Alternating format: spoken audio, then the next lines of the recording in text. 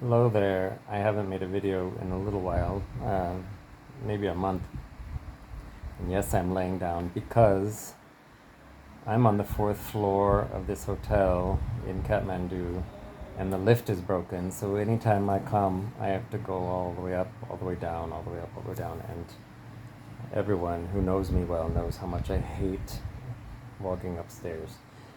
Anyway, uh, not just those stairs though. Sorry about the pause. I went to the Pashupatinath temple, bought my pass so I could be on the property because I'm not a Hindu, according to them. I will explain that in a minute.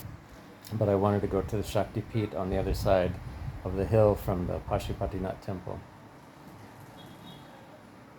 Shakti Peeth is technically anywhere that houses the energy of Shakti. Shakti is the power of the universe, usually associated with being a Devi, a goddess, a female.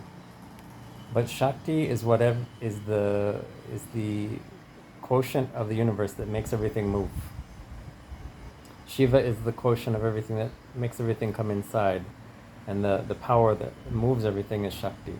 So technically, any temple that has energy flowing through it could be a Shakti Peeth. But when we say a Shakti Pita is technically the Sanskrit name, Shakti Peetham is plural. There are 51 special Shakti Peeths, 4 original ones that were very, very strong and ancient to the fact that we don't know the year they began, Kamakya being one of them. Kamakya is a place I often talk about and show photos of and take videos of when I go there. So the story is this, and if you notice, if you see some of the pictures that I'm posting on Instagram and Facebook, there will be a photo of Shiva holding Sati because she died. The story is Shiva's first wife was Sati. Shiva was a very austere yogi who wasn't interested in the world. Sati was born as a manifestation, female manifestation of Shakti, who was interested in Shiva. As soon as she was born, she knew this. She had to unite with him. Because the two, Shiva Shakti, go together and they create a perfect electronic pulse, I guess is one way to say, electric pulse. Anyway, so after many, many years of her doing her strong sadhana, she impressed him and he came around and started talking to her and fell in love with her and they got married. So Sati, everyone thinks Parvati, but Parvati was Sati reborn in a second body and she had to reconvince Shiva all over again. That's another story though.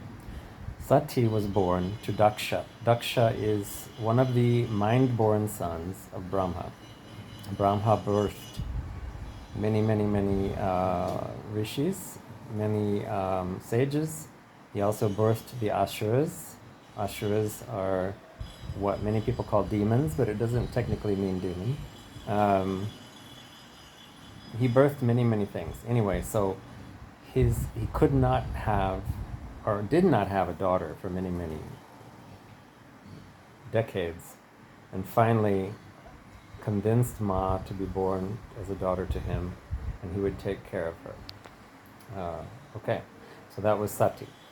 So Sati marries Shiva, and Daksha did not approve of Shiva because Shiva is considering everyone equal. He hangs out with rich men, demons, ghouls, goblins, anyone, poor men, sadhus, everything equally. He doesn't care.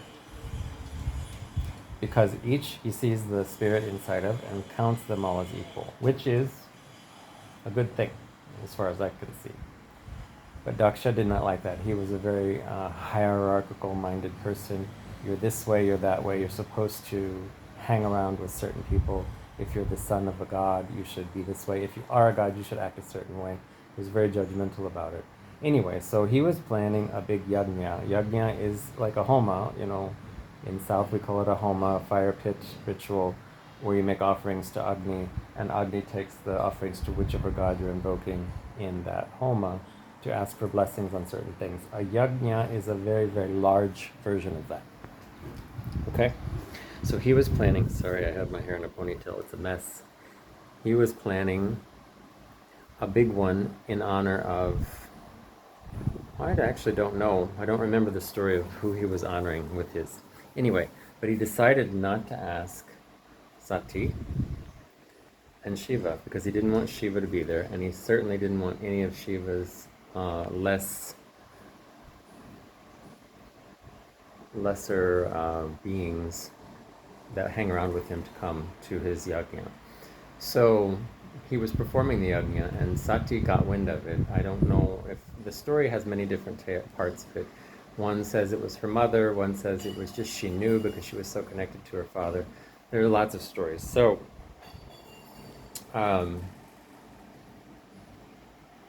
she decided to tell Shiva, I'm going there, this is what's happening, and Shiva said, no, leave it, don't go. There's a whole story around that, and the Dasha Mahavidyas also. I'm not going to tell that. This isn't about that. This is about the Shakti peetham. Anyway, so she went there, confronted her father, and she was so distraught that there's a story that she threw herself on the fire. This comes from the more Vaishnava side of things. She was so full of anger that the Shakti that she had within burst into flames and destroyed her body.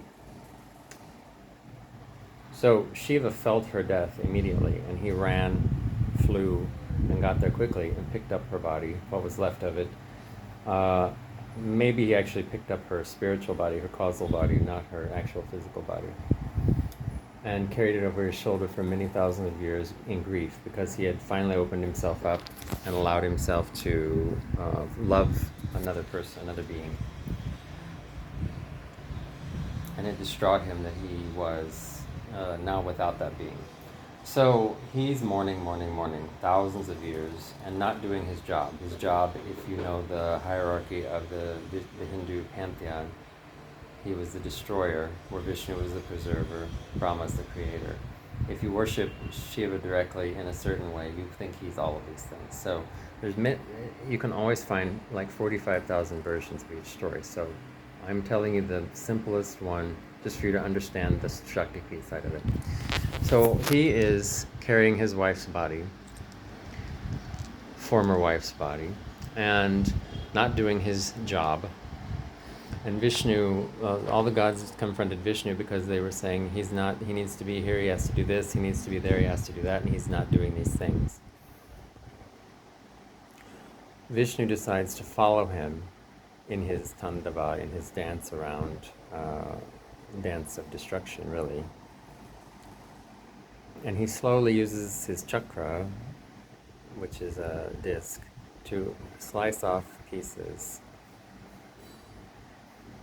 of Sati's body, a little bit at a time, and eventually Shiva would be dancing by himself and the body would be gone. And Shiva was so distraught and pulled all of his senses inside that he didn't notice this was happening until the actual body was physically gone. A place where one part of the body fell, they opened a temple and worship her as a certain version of herself. So each temple has a different version of Shakti, different version of Ma that they worship there. Kamakya, where I go to quite often, is where her yoni fell. And so it's a very strong tantric place. This temple here in Kathmandu, this Shakti Peeth, is Guya Shwari, Guya Kali. Guya is secret, in secret. It was her rectum that fell here. So the energy is very strong. So anytime you go to one of these 51, some people say there's 52 or more places. And now they're trying to add in new places. But the ancient ones have been the same for thousands and thousands of years. This is one of them, Kamakya is another. The energy is very strong. Now, the sign, if you look at the photos I posted, the sign says, entrance for the Hindus only. That's another story I have to tell. Everyone says, well, you are a Hindu. You are. Well, I worship as a Hindu. Hindu is not actually a religion. The path is called Sanatana Dharma, and that means the eternal way. how to live your life in this way. Has nothing to do with a religion. It's just showing rituals how to worship in different ways that will enrich your life. Hindu came from the Indus River. Some people would say the Sindhu River. I don't know which one it was because this is thousands of years back, when the Persians and Europeans started crossing the Indus River to get to what was then called Bharatavayanam. Bharat is the shortened name for it. Bharat is still the name of India. If you see the constitution, it says, "We, the people of India," which is Bharat. And many people say Bharat, and it's not Bharat, it's Bharat. Anyway, when you cross the Indus River, you entered the land of where the people who worshipped in this way. But the Persians couldn't say Indus, they put a h in front of it, so it's Hindu. So they started calling anyone on the other side of that river Hindus. And that included all the way over to what is now called Vietnam. It included parts of Korea, Thailand, all these places where Hinduism exists in some form, even though most of it got transmuted over to Buddhism at one point. So a Hindu technically is anyone who's born in this land. And I'm in Nepal, and Nepal is part of that land because it's actually in the middle of what would be an Indian state. It's kind of stuck in the middle between two Indian states. What used to be Tibet on the other side, and UP underneath, Uttar Pradesh, an Indian state. And so they are Bharatians. They are from Bharat. They are Hindus because they lived on the other side of this river. And there was a time period where a lot of invasions were coming through Islamic means, and they were trying to bomb the temples. And so they used to check and make sure which religion you were when you came. And they just decided if you weren't born in this land, you were not allowed in these temples to save the destruction of the temples. They did this with libraries, with all sorts of things. And if you know the history, you know about the libraries that got destroyed, about the temples that got destroyed, all these different things. I am not allowed to go into this Shakti Peeth. So I went to the door and meditated for a while until a guard bugged me to see my pass. You have to pay 1,000 Nepali rupees to pass to get on the property even. You can't go inside the gate. You can walk around all around the area, and you can see the cremation grounds and everything, but you cannot go inside the gate for that temple or for the Pashupatinath temple. And while it irritated me my first trip, and when I came here with Guruji, I was very irritable about it. And he even argued with the guard, saying I was never a Hindu, and because I was never baptized as a Christian, which is true. But I don't fit the description as far as what they mean it as, someone born on that side of the Indus River. So that is what a Hindu is, and that is the people who are allowed in there. In the south, there are many, many places where most people can go inside, in Karnataka especially. I only know one temple in Karnataka where they don't allow that, and that is Mahabaleshwara Swami. It's a Shiva temple on the coast in Gokarna of Karnataka. In Kerala, there are lots of temples like that because they had a big invasion of Muslims and Portuguese also. So they stopped allowing non-Hindus in a lot of their temples also. Tamil Nadu has a law where they can now choose to ban people of non-Indian origin or not. So it's up to each temple and each area of the state. So Tamil Nadu, most people can get into a lot of places, but there are some we can't. I'm not disturbed by it anymore because I understand the history of it and I understand why they did it. Doesn't mean I wouldn't love to go in there because this is a very big tantric center, especially this is the sex organs are at Kamakya and this is the anus. So these are the deep parts of a body, male or female, either one, that they even call in English private parts because they don't want anyone to talk about them. They're so secretive and so strong, and the energy there is very palpable. So that's the one reason I would like to go, but I'm not that worried about it anymore. I was. Now I can go and sit by the gate and do my thing, and I'm here, and I get to feel that energy here. Nepal is a lovely place. The people are especially lovely. They're very happy people in general. And they don't bug you so much for money all the time. Although they do want to show you things, and then hopefully you'll give them a donation. But if you don't, they don't get angry about it. Anyway, that's my story, and I'm sticking to it. That is one very small version of these stories, and each little branch of this story, I could have taken an offshoot and told you a whole nother story. Even about the temple in Gokarna that doesn't let people in. That's got a whole story of itself that involves Ravana and Ganapati and a Shiva Lingam, the one that is still there.